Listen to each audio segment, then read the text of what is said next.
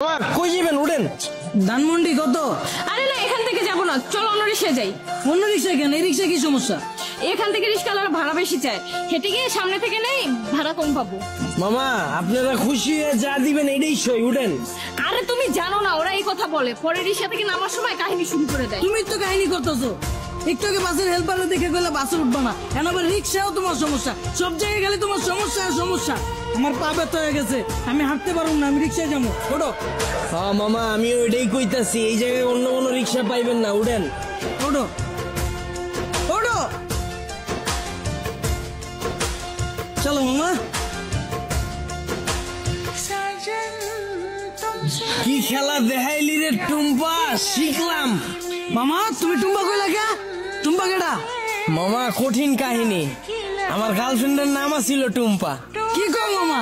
আমার গার্লফ্রেন্ডের নাম তো টুম্পা। কি কও মামা, আসলেই? হ্যাঁ, কিন্তু মামা তুমি রিক্সা চালাও আর প্রেমও করো, ব্যাপারটা কিন্তু ইন্টারেস্টিং। না মামা, প্রেম করি না তো, করতাম। আর রিক্সা চালায় তো প্রেম করি নাই মামা। ওর লাগে প্রেম করছি দেখা আজকে আমার রিক্সা চালাইতে হইতাছে, আর নাহলে তো মামা আজকে আপনার জায়গায় থাকতাম। আরে টুম্পা, তোর লাগে প্রেম কইরা আজকে আমার হাতে হ্যান্ডেল, পায়ে প্যাডেল। কি কও মামা? প্রেম করে মানুষ দেবদাস হয়ে যায় শুনছি, কিন্তু প্রেমের লাগে মানুষ রিক্সা চালায় এটা প্রথম শুনলাম। মামা তোমার কাহিনীটা কিন্তু ইন্টারেস্টিং লাগতেছে, গল্পটা কও শুনি। আরে বাবু কি শুরু করছো? ওনার এই ফালতু গল্প শুনে আমাদের সময় নষ্ট করে লাভ আছে। তার চাইতে চলো তুমি হেডফোন বের করো, আমরা গান শুনি।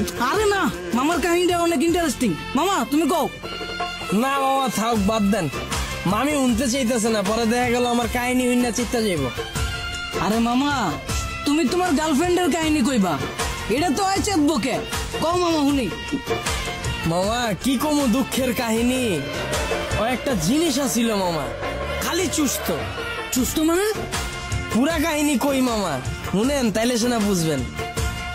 ওর মায়ায় বইরা মামা একটা চাকরি করতাম, ওই চাকরিটাও গেছে গা। ওর আর কি করার, বন্ধু বান্ধবের টাকা ধারলে ওর লগে দেখা করতাম। মাসের ভিতরে 15 দিনে দেখা করতাম মামা, 15,000 চুইসা লাইতো। কেমনে মামা? মামা হয়তো মাইয়া ছিল না মামা, হয়তো পিশাচা ছিল, রক্তের মতো টাকা খালি চুইসা খায়া ফেলাইতো। তাও মামা মনের বুঝ দিতে পারতাম, যদি মামা দইরা রাখতে পারতাম। মামা গার্লফ্রেন্ড গেছে কেমনে? মামা আমার চাকরি তো চুষেই দিছে। এরপরে মামা বন্ধু বান্ধবের দেশে টাকা ধার করছিলাম, ওর টাকা তো আর শোধ করতে পারি নাই।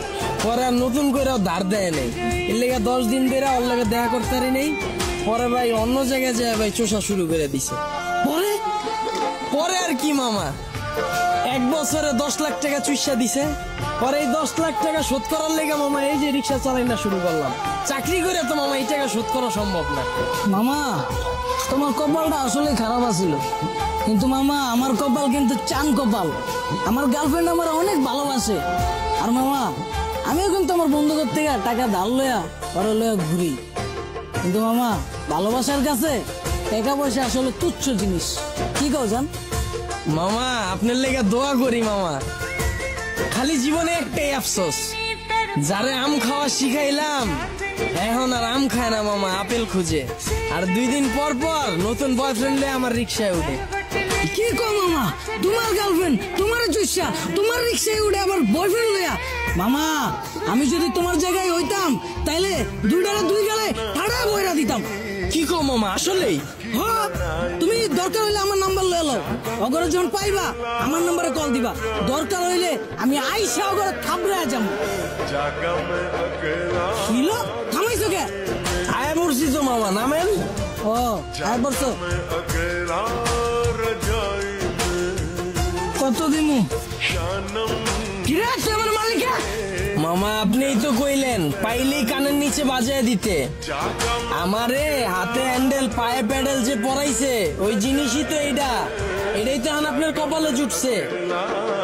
আর আপনি কইলেন না হেল্পার রে দেখা উঠতে চায় নাই বাসে, ওই হেল্পারও আমার মতোই চাকরি করতো, ওরে চুইসা হেল্পার বানায় দিছে, এরপর আপনারও ধরছে। যাক মামা সাবধানে থাকেন, আমার ভাড়াটা দিয়ে দেন।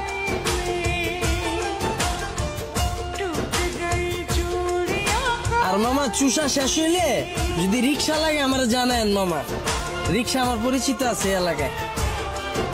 কি খেলা দেখাইলি রে টুম্পা, শিখলা